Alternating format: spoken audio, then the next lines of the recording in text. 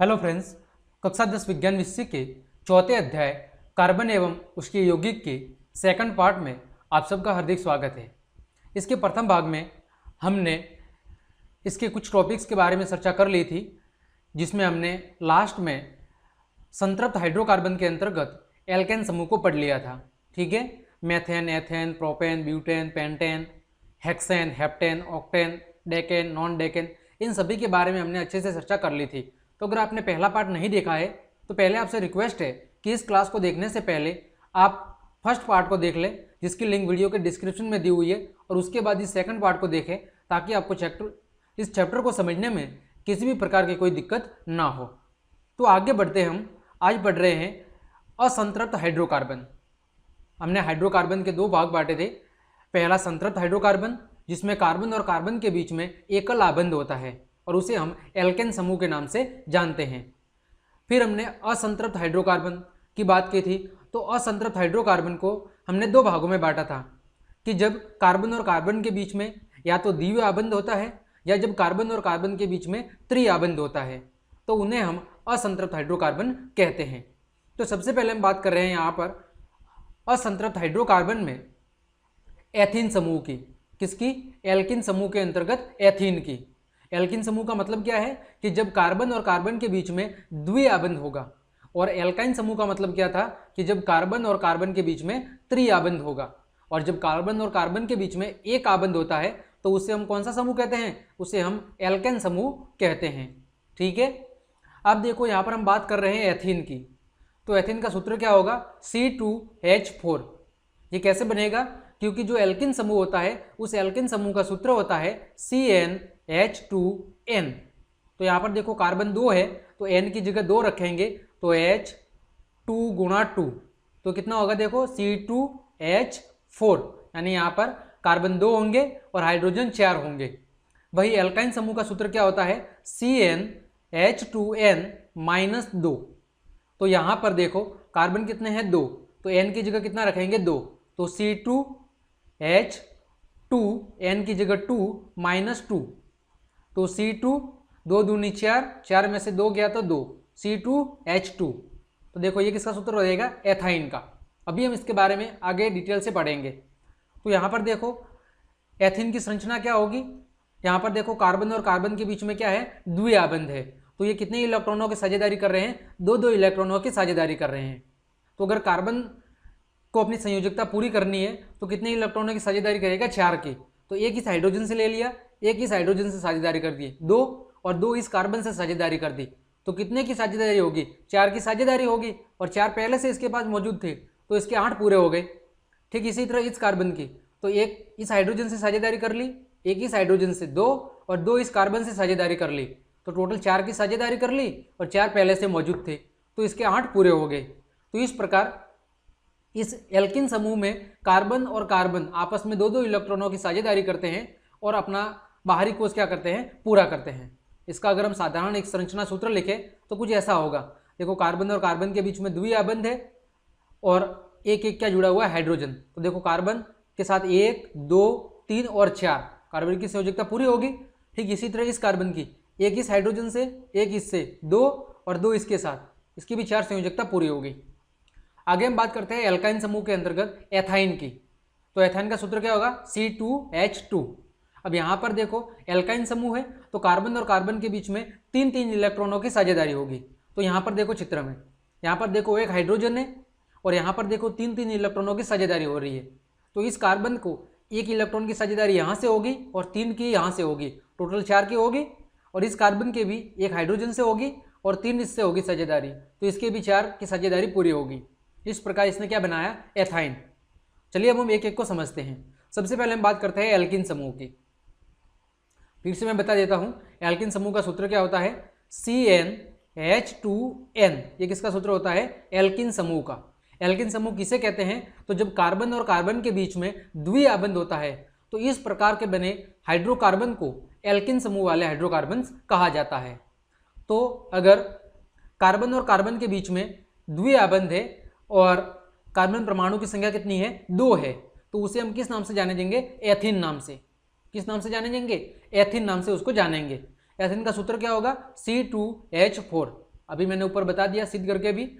फिर इसका संरचनात्मक सूत्र क्या होगा, तो देखो ये कुछ इस तरह हो जाएगा।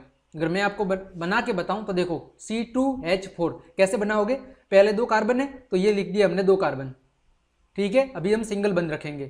फिर हाइड्रोजन कितने हैं, 4, 4 का मतलब 2 कार्बन है तो प्रत्येक पर कितने आने चाहिए, 2 2 आने चाहिए। ये आ गया, ये आ गया, 1 2 3, 3 अभी 3 की अभी साझेदारी हो रही है तो अब हम एक और साझेदारी लगा दी। फिर 1 2 3 और 4, इसकी संयोजकता पूरी होगी। ठीक इसी तरह 2 ये रहे, एक हाइड्रोजन से और एक इस हाइड्रोजन से, ये 4 हो गए इसके भी पूरे। फिर हम बात करते हैं प्रोपिन की। तो प्रोपिन जब कार्बन परमाणु की संख्या 3 हो और किसी एक कार्बन समूह के साथ क्या हो, द्विआबंध हो, तो उसे हम क्या कहेंगे, प्रोपिन कहेंगे। C3H6 तो कैसे बनाएंगे, 3 कार्बन, 1 2 और 3, हाइड्रोजन कितने हैं, 6, कितने हाइड्रोजन है, 6 हाइड्रोजन है। तो देखो 1 2 3, ये हमने बना दिए 3, ठीक है। अब चाहो तो आप इधर लगा लो द्विआबंध, ये 3 इसके पूरे हो गए, 1 2 3 और 4, इसकी संयोजकता 1 2 3, एक बच रही है, एक हाइड्रोजन जोड़ दिया। अब 1 2 ये 3 और ये 4, ऐसे भी बना सकते हो और ऐसे भी बना सकते हो। बस सीधी बात यह है कि कार्बन की हर जगह 6 संयोजकता पूरी होनी चाहिए, बस इतना आपको ध्यान रखना है। फिर हम बात करते हैं, अगर कार्बन परमाणु की संख्या 4 है तो उसे हम एल्किन समूह में क्या कहेंगे, उसे हम कहेंगे ब्यूटीन। इसका सूत्र क्या होगा, C4H10, क्या होगा, C4H10। संरचना कैसे बनेगी, 1 2 3 और 4, हाइड्रोजन कितने हैं, सॉरी C4H8 था, गलती से 10 बोल दिया, C4H8। तो देखो 1 ये 2, अगर यहाँ पे द्विआबंध लगाते हैं तो ये लगा दिया, 1 2 3 4 पूरी होगी। इस कार्बन की 1 2 3, एक हाइड्रोजन लगा दो इधर। फिर इसकी 1 2 3 और 4, फिर इसकी 1 2 3 और 4, देखो 3 4 5 6 7 और 8 पूरे हो गए। चलिए आगे हम कुछ और बात करते हैं, हालांकि आपकी बुक्स में इतने ही दिए हुए हैं लेकिन मैं फिर भी आपको आगे समझा रहा हूँ। यदि कार्बन परमाणु की संख्या कितनी हो, 5 हो, तो उसे हम क्या कहेंगे, उसे हम कहेंगे पेंटीन। क्या कहेंगे, उसे हम पेंटीन कहेंगे। और इसका सूत्र क्या होगा, इसका सूत्र होगा C5H10, क्या होगा, C5H10। संरचना कैसे बनाएंगे, कार्बन 5, 1 2 3 4 और 5, हाइड्रोजन कितने हैं, 10। तो पहले जहाँ कहीं पर भी आपको द्विआबंध लगाना है वहाँ पर आप द्विआबंध लगा दे, ये मैंने लगा दिया द्विआबंध। अब देखो कार्बन की 2 संयोजकता है, 2 कम पड़ रही है, ये हाइड्रोजन 2 जोड़ दिए। फिर इस कार्बन की 1 2 3, एक हाइड्रोजन कम पड़ रहा है, ये जोड़ दी 4 संयोजकता। फिर 1 2, ये 3 ये 4, इस कार्बन की ये हाइड्रोजन 1 2 3 और 4, इस हाइड्रोजन कार्बन के साथ 1 2 3 और ये 4 होगी इसकी संरचना। ठीक इसी तरह आगे अगर हमारे पास क्या दिया हुआ है, कार्बन परमाणु की संख्या 6 है तो उसे हम क्या कहेंगे, उसे हम कहेंगे हेक्सीन। क्या कहेंगे, हेक्सीन। सूत्र क्या होगा, C6H12, C6H12। संरचना कैसे होगी, जल्दी जल्दी देख लो, 1 2 3 4 5 और 6, यहाँ पर द्विआबंध लगा दो, जहाँ आपकी मर्जी हो वहाँ लगा सकते हो, यहाँ पे जरूरी नहीं है कि यहाँ पे लगाओ, आप चाहो इस श्रृंखला में कहीं पर भी लगा सकते हो, ठीक है, कोई गलत नहीं है। यहाँ पर देखो 1 2 पहले से ये 2 संयोजकता, ये तीसरी ये चौथी, फिर 2 3 4 होगी, इसकी भी 4 होगी, इसकी भी 4 और इसकी भी ये होगी 4। देखो 12 हाइड्रोजन है, 3 4 5 6 7 8 9 10 11 12। इसी तरह अगर कार्बन परमाणु की संख्या 6 7 है तो इसे हम क्या कहेंगे, एल्किन समूह में हेप्टीन। क्या कहेंगे, हेप्टीन। क्या होगा, C7H14। ठीक इसी तरह आप संरचना बना लें। फिर 8 होगा तो क्या होगा, ऑक्टीन। क्या होगा, ऑक्टीन। क्या होगा सूत्र, C8H16। फिर 9 होगा तो डेकिन, ठीक है, C9H18। इसी तरह आगे चलता रहता है। उम्मीद करता हूं ये बात आपको समझ में आई होगी। तो हमने इस तरह एल्केन समूह को पढ़ लिया। तो जब एल्केन समूह होगा तो क्या होगा, कार्बन और कार्बन के बीच में एक आबंध होगा और नाम क्या होंगे? Methane, ethane, propane, butane, pentane, hexane, heptane, octane, decane और नॉन डेकेन। और जब एल्किन समूह होगा तो क्या लगेगा? इन लगेगा।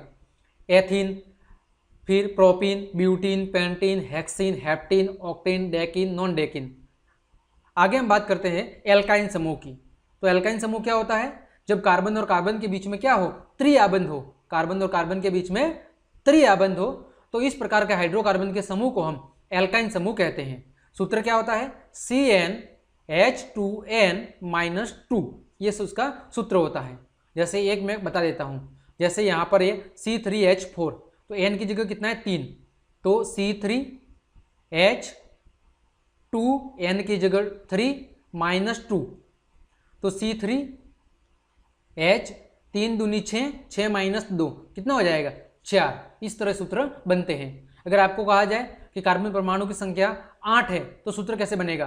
तो देखो Cn की जगह क्या रखेंगे? 8, C8H2, n की जगह 8 -2, तो C8, 8 दूनी 16, 16 - 2 14, ये हो गया इसका सूत्र। और इसका नाम क्या होगा? इसका नाम होगा ऑक्टाइन। तो सबसे पहले हम बात करते हैं एथाइन की। तो एथाइन में क्या होगा? कार्बन और कार्बन के बीच में त्रिआबंध होगा और इसका सूत्र क्या होगा? C2H2। इसकी संरचना कुछ इस तरह होगी। यहां पर केवल आपको कार्बन और कार्बन के बीच में त्रिआबंध बताना है। फिर बात करें प्रोपाइन की। जब कार्बन परमाणु की संख्या 3 होगी और उनके बीच एक त्रिआबंध पाया जाएगा तो उसे हम क्या नाम कहेंगे? प्रोपाइन नाम देंगे। सूत्र क्या होगा? C3H4। इसकी संरचना भी बना के देता हूं। संरचना देखो, कार्बन कितने हैं? 3, तो 1, 2 और 3। हाइड्रोजन कितने हैं? 4। तो सबसे पहले एक कार्बन के बीच में त्रिआबंध बना दो, ये बना दिया त्रिआबंध। अब इस कार्बन की संयोजकता देखो 3 तो है, एक हाइड्रोजन जोड़ दो, ये होगी 4। इस कार्बन के भी कितनी पूरी है? देखो 3 और 1 4 पूरी है। इसकी देखो 1, ये 2, ये 3 और ये 4 पूरी होगी। 3 और 1 4, और इसकी भी 3 और 1 4, और हाइड्रोजन भी कितने हो गए? 4 पूरे हो गए। फिर हम बात करें कि अगर एल्काइन समूह में कार्बन की संख्या 4 है तो इसका सूत्र होगा C4H6। नाम क्या होगा? ब्यूटाइन। और संरचना कुछ इस तरह बनेगी। फिर हम बात करें कि अगर एल्काइन समूह में कार्बन परमाणु की संख्या 5 है तो क्या होगा? पेंटाइन। क्या होगा? पेंटाइन। ऐसे होगा, पेंटाइन। फिर बात करें 6 होगी अगर तो हेक्साइन। क्या होगा? हेक्साइन। फिर 7 होगी तो हेप्टाइन। 8 होगी तो ऑक्टाइन। ठीक है, 9 होगी तो डेकाइन। ऐसे आगे चलता रहेगा। अब पेंटाइन का सूत्र क्या होगा? देखो CnH2n-2, तो C5H कितना होगा? 8, फिर C6H10, फिर C7H12, C8H14। आ गया समझ में? तो ये होगा एल्काइन समूह। उम्मीद करता हूं आपको यहां तक समझ में आया होगा। आगे हम बात कर रहे हैं संरचना के आधार पर हाइड्रोकार्बन। अभी हमने किसके आधार पर देखा था? अभी हमने कार्बन और कार्बन के बीच में आबंध के आधार पर देखा था कि अगर कार्बन और कार्बन के बीच में सिंगल आबंध है तो उसे हम कहेंगे संतृप्त हाइड्रोकार्बन, और अगर कार्बन और कार्बन के बीच में द्विआबंध या त्रिआबंध है तो उसे हम क्या कहेंगे? असंतृप्त हाइड्रोकार्बन, जिसकी चर्चा अभी हमने कर ली पूरी। अब हम आगे बात करते हैं कि संरचना के आधार पर हाइड्रोकार्बन के प्रकार। तो सबसे पहला है सीधी श्रृंखला वाले हाइड्रोकार्बन। कौन सी? सीधी श्रृंखला वाले हाइड्रोकार्बन। अब सीधी श्रृंखला क्या है? जैसा कि आपको यहां पर दिख रहा है कि जब एक कार्बन दूसरे कार्बन से बिल्कुल इसी तरह एक सीधी श्रृंखला में जुड़ा होगा। अब यहां पर देखो, यहां पर बंध हम नहीं देखेंगे, चाहे वो एकल आबंध भी हो सकता है, द्विआबंध भी हो सकता है या त्रिआबंध भी हो सकता है। हम यहां पर केवल संरचना को देखेंगे कि अगर वो बिल्कुल सीधी श्रृंखला है तो उसे हम कहेंगे सीधी श्रृंखला। जैसे उदाहरण की बात करें, प्रोपेन C3H8, जिसका सूत्र ये है C3H8, और इसकी संरचना इस तरह बनाई गई है। कैसे बनेगी? देखो C3H8, देखो नाम क्या है? प्रोपेन। प्रोपेन का मतलब ये एल्केन समूह का है। एल्केन समूह का मतलब है जिसमें कार्बन और कार्बन के बीच में कितना आबंध होगा? सिंगल आबंध। तो देखो संरचना बनाते हैं C3H8, 1 2 3, 3 कार्बन बना दिए। हाइड्रोजन कितने? 8, 1 2 3। इसकी संयोजकता पूरी होगी 1 2, 1 2 3 4 पूरी होगी, 1 2 और 3। ये इसका संरचनात्मक सूत्र बन गया। दूसरा प्रकार है शाखित श्रृंखला। जैसा कि नाम से पता चल रहा है शाखित श्रृंखला, यानी जिसमें एक कार्बन दूसरे कार्बन के साथ एक शाखा के रूप में, एक ब्रांच के रूप में जुड़ा हुआ होगा। कुछ इस तरह, जैसा कि आपके सामने चित्र दिख रहा है, या तो इस रूप में या फिर इस रूप में, जब कार्बन कार्बन के साथ एक श्रृंखला के रूप में जुड़ा होगा। मैंने बता ही दिया, चाहे वो एल्केन समूह भी हो सकता है, एल्किन समूह भी हो सकता है, या एल्काइन समूह भी हो सकता है। हमें केवल यहाँ पर श्रृंखला देखनी है। जैसे उदाहरण लिया गया है पेंटेन की संरचना। देखो पेंटेन की संरचना दी हुई है C5H12। तो देखो सूत्र एक ही है C5H12, लेकिन इसको दो अलग अलग रूपों में बनाया गया है। एक ये भी सही है और ये भी सही है। मैं जैसे बना के बताता हूँ C5H12, 1 2 3 4 और 5। यहाँ पर देखो किसका है, पेंटेन का। पेंटेन का मतलब ये भी एल्केन है, मतलब कार्बन और कार्बन के बीच में एकल आबंध होगा। तो देखो H, ये होगी इसकी संयोजकता पूरी 1 2 3 और 4। इस कार्बन की बात करें, इसके साथ 2 हाइड्रोजन जुड़ेंगे, इसके साथ भी 2 जुड़ेंगे, इसके साथ भी 2, और इसके साथ 1 2 3 और 4। ये बन गया इसका एक लंबी श्रृंखला, केवल साधारण श्रृंखला, जिसको हमने क्या कहा था अभी हमने कहा था जिसको सीधी श्रृंखला। अब इसकी अगर हम शाखित श्रृंखला बनाए तो हम क्या करेंगे, देखो हमने एक कार्बन को यहाँ पर एक के नीचे वाले भाग में शाखा के रूप में जोड़ दिया, तो ये केवल सीधी श्रृंखला है। और ये क्या सी है, ये वाली जो श्रृंखला आपको दिख रही है, ये शाखित श्रृंखला है। आया समझ में?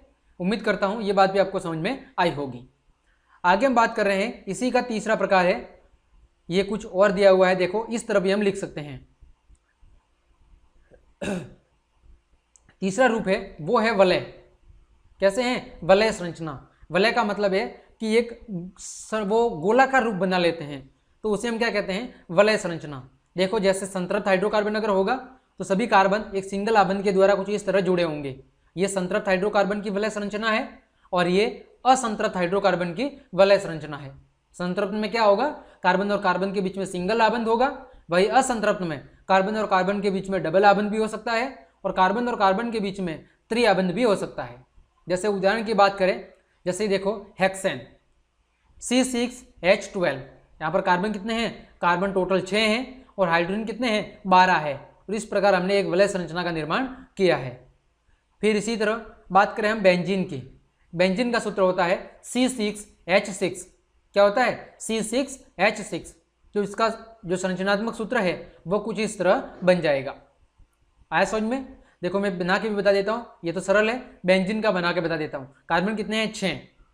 तो देखो अब हमें कैसे पता चल रहा है कि इसकी वलय संरचना बनेगी, या इसमें द्विआबंध बनेगा या त्रिआबंध बनेगा। तो जब हमने देखा था एल्केन समूह, तो एल्केन समूह में देखो हाइड्रोजन की संख्या कार्बन की संख्या से डबल होती है, क्योंकि सूत्र क्या था, CnH2n+2, ये था C6। और यहाँ पर क्या होगा, 2 4 6 8 10 और 12, ये किसका सूत्र है, हेक्सेन का।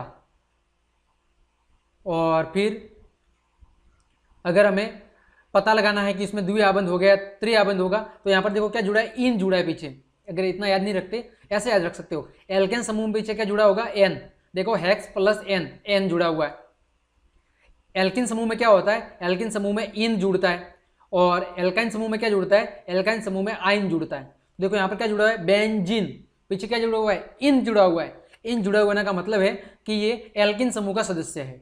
तो देखो कार्बन कितने हैं, 6 हैं। तो देखो संरचना बनाते हैं,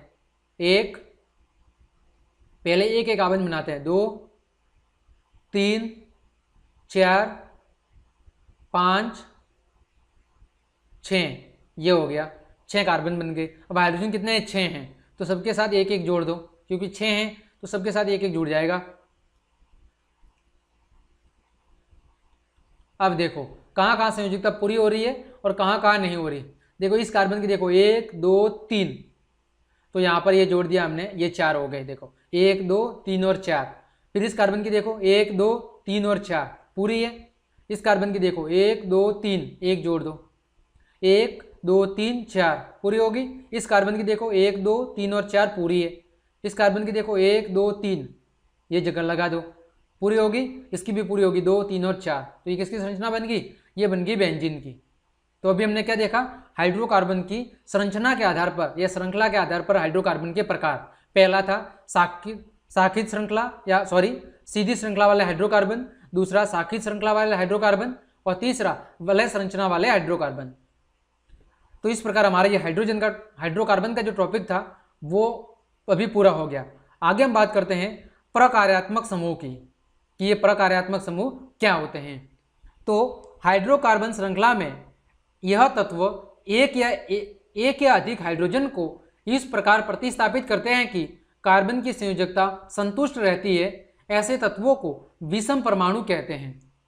यानी अभी तक हमने क्या देखा था, कार्बन के साथ केवल हाइड्रोजन परमाणु को हमने देखा है। अभी तक हमने क्या देखा है, कार्बन के साथ हाइड्रोजन। तो ऐसा जरूरी तो नहीं है कि कार्बन हमेशा हाइड्रोजन के साथ ही अभिक्रिया करके या उसके साथ ही संसंयोजी आबंध बनाएगा, ऐसा जरूरी नहीं है। हाइड्रोजन की जगह कोई दूसरा परमाणु भी हो सकता है। तो कोई ऐसा दूसरा परमाणु जो हाइड्रोजन को विस्थापित कर दे और कार्बन की संयोजकता को पूरा करता हो, उस ऐसे परमाणु को हम क्या कहेंगे, विषम परमाणु कहेंगे। क्यों? देखो, क्योंकि हाइड्रोजन की संयोजकता कितनी है, हाइड्रोजन की संयोजकता 1 है। तो उसी तरह कई सारे दूसरे तत्व है। जैसे बात करूँ क्लोरीन की, इसकी संयोजकता भी 1 है। फिर हम बात करूँ ब्रोमीन की, इसकी संयोजकता भी 1 है। आयोडीन की, इसकी संरचना भी 1 है। तो इसका मतलब हाइड्रोजन को ये सारे विस्थापित कर सकते हैं। कौन कौन? Chlorine, bromine, iodine.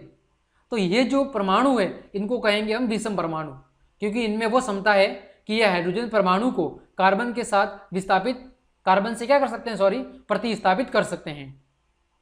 तो यह विषम परमाणु या भिन्न परमाणुओं का समूह जो कार्बन यौगिकों को अभिक्रियाशील तथा विशिष्ट गुण प्रदान करते हैं, प्रकार्यात्मक समूह कहलाते हैं। तो इन विषम परमाणु अथवा परमाणुओं का समूह जो इन कार्बन यौगिकों को अभिक्रियाशील और विशिष्ट गुण प्रदान करते हैं, ऐसे समूह को प्रकार्यात्मक समूह कहते हैं। आया समझ में? जैसे मैंने इस कार्बन के साथ किसको जोड़ दिया, जैसे कार्बन टेट्राक्लोराइड, ये हो गया CCl3। तो ये क्या हो गया, यहाँ पर ये जो कार्बन है वो किसके साथ जुड़ रहा है, क्लोरीन के साथ, क्लोरीन के एक समूह के साथ जुड़ रहा है। ठीक है, तो ये वाला जो क्लोरीन का समूह है वो क्या कहलाएगा, प्रकार्यात्मक समूह कहलाएगा, क्योंकि ये कार्बन की जो गुण है और कार्बन की जो अभिक्रिया है उसको बढ़ाने का काम करेंगे। तो कार्बन के साथ जुड़ने वाले अन्य परमाणु या परमाणुओं का समूह जो कार्बन को और ज़्यादा अभिक्रियाशील बनाते हैं या उसे विशिष्ट गुण प्रदान करते हैं, वे प्रकार्यात्मक समूह कहलाते हैं। आगे हम बात कर रहे हैं प्रकार्यात्मक समूह के कुछ उदाहरण की।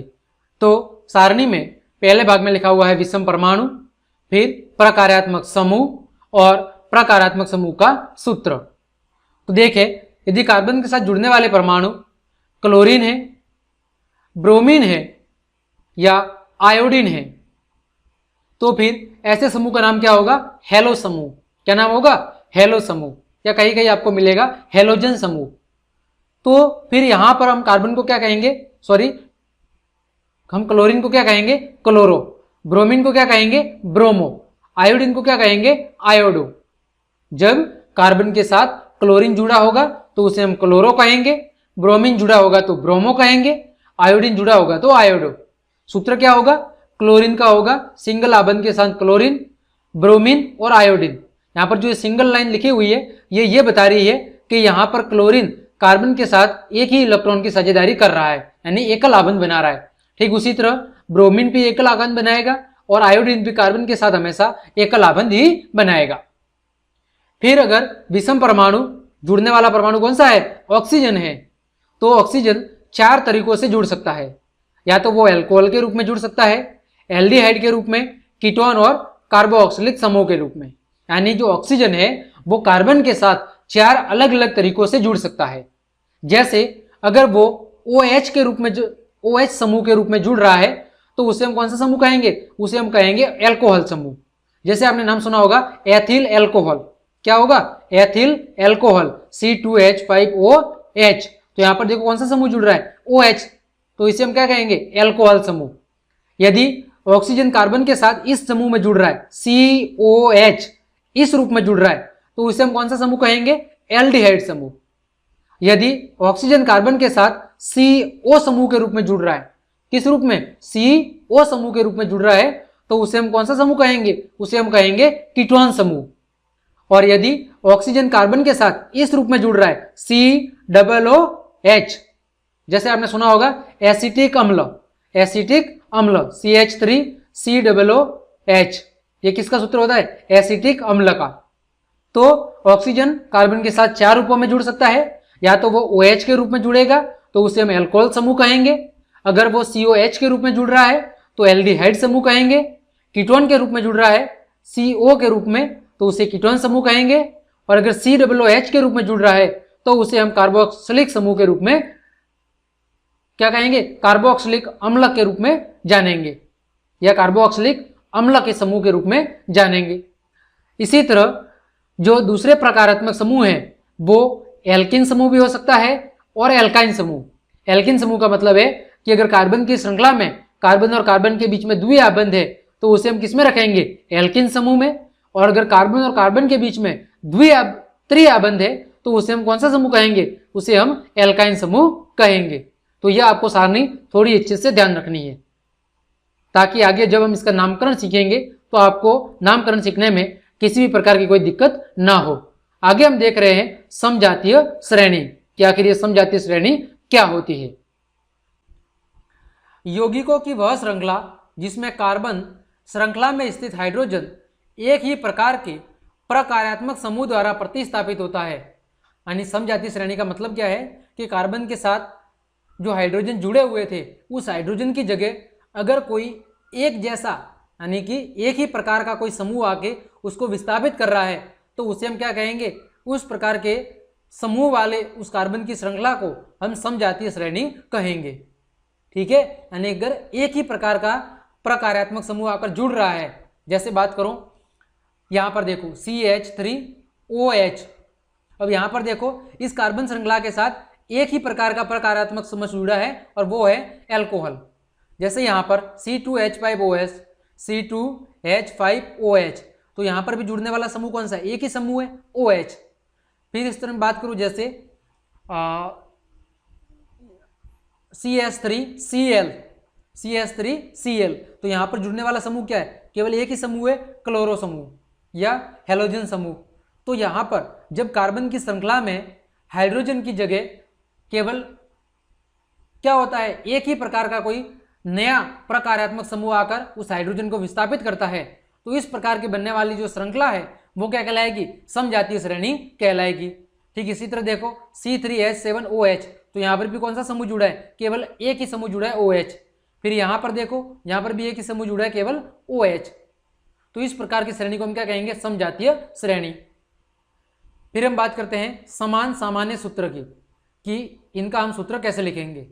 तो समजातीय श्रेणी के उत्तरोत्तर सदस्यों में CH2 का अंतर तथा 14U द्रव्यमान इकाई का अंतर होता है।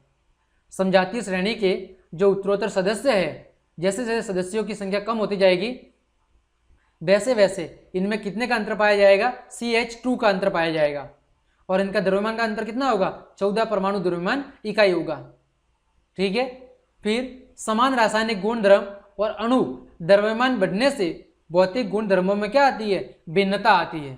यानी कि समान रासायनिक गुणधर्म और अणु द्रव्यमान, इन दोनों के बढ़ने से उसके भौतिक गुणधर्मों में भी क्या आती है? भिन्नता आती है। ये तो सबको पता है कि भाई अगर जैसे कार्बन परमाणु की संख्या बढ़ जाएगी या उसके साथ जुड़ने वाला दूसरा परमाणु बढ़ जाएगा तो निश्चित रूप से उसके गुणों में क्या आएगा? उसके गुणों में अंतर आएगा।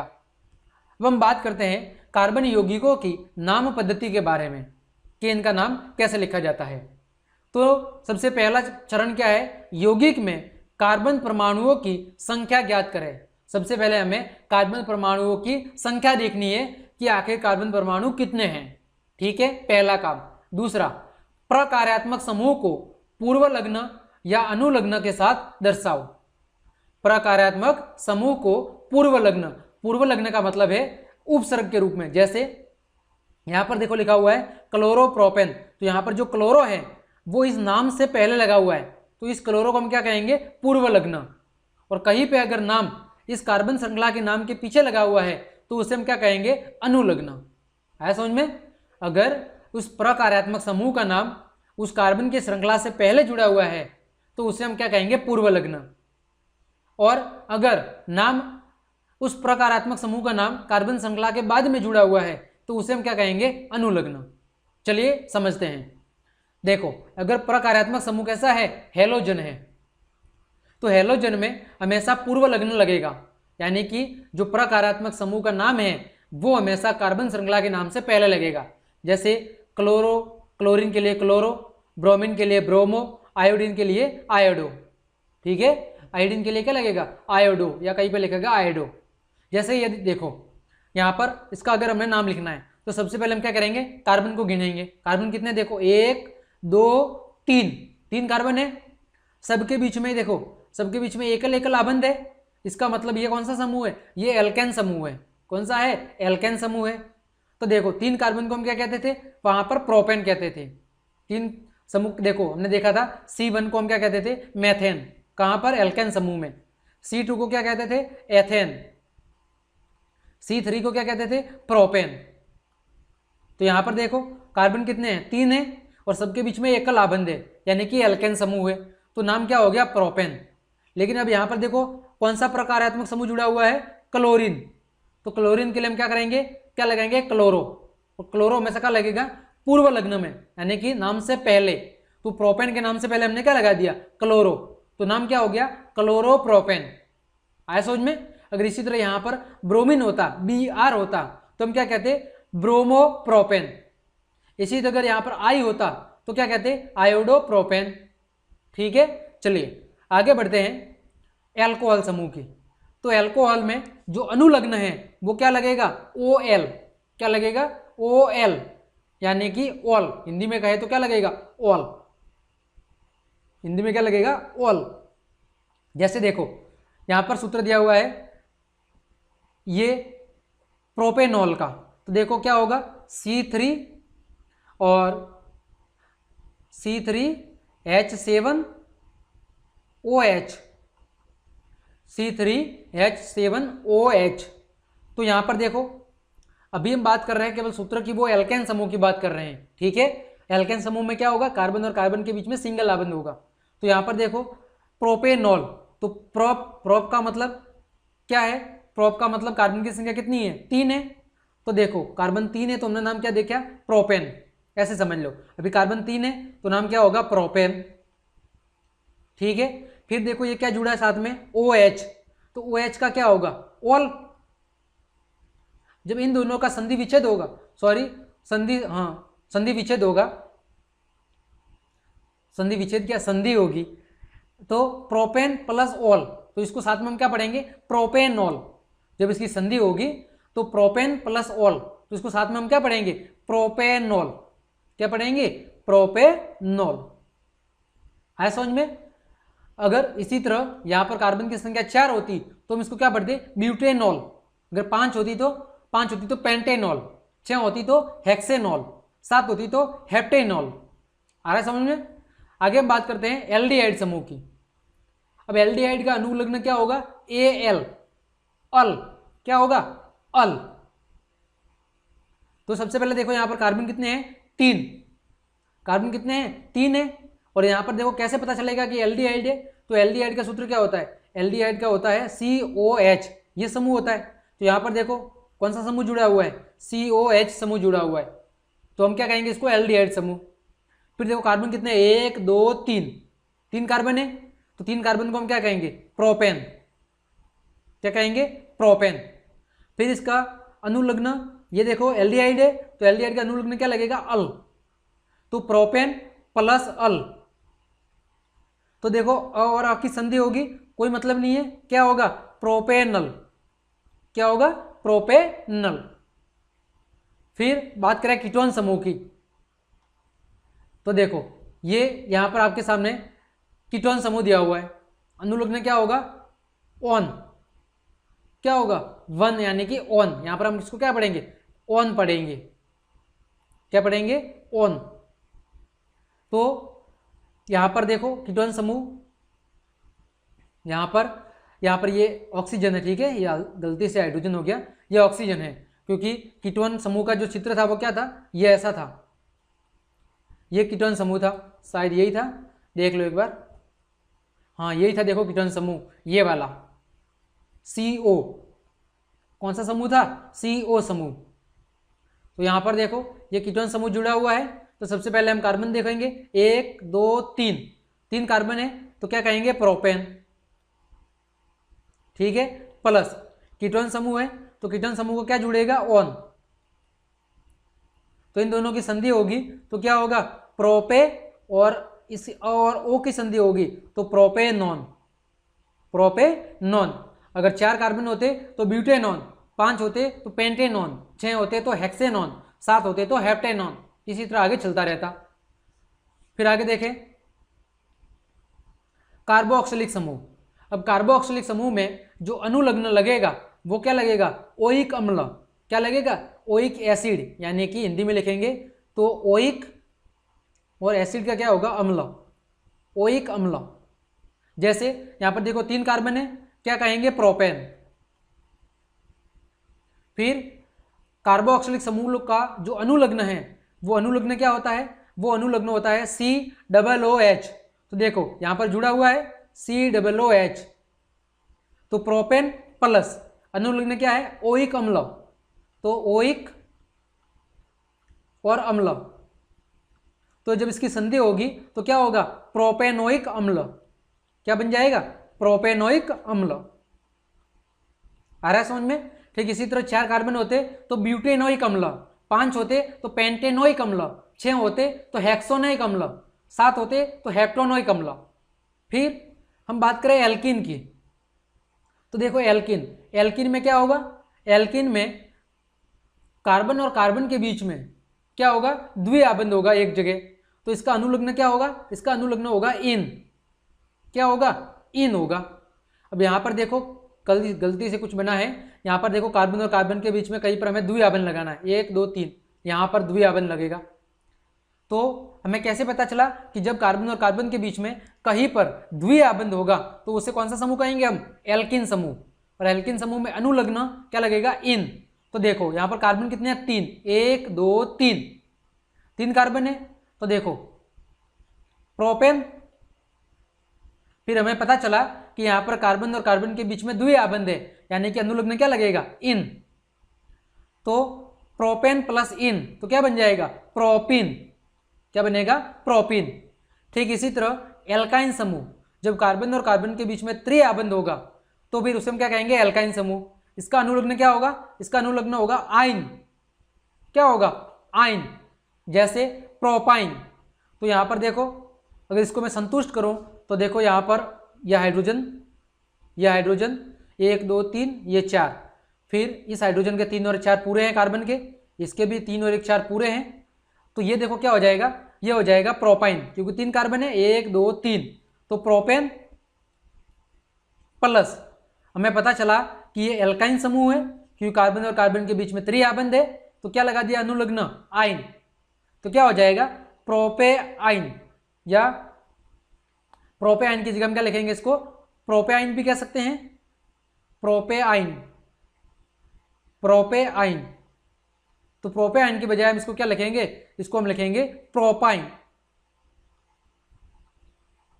ठीक है, प्रोपाइन, क्योंकि इसका जो इसके हम तीसरे समूह की बात करते हैं तो अनुलग्न क्या होता है? प्रोप प्लस आइन, तो क्या हो जाएगा? प्रोपाइन।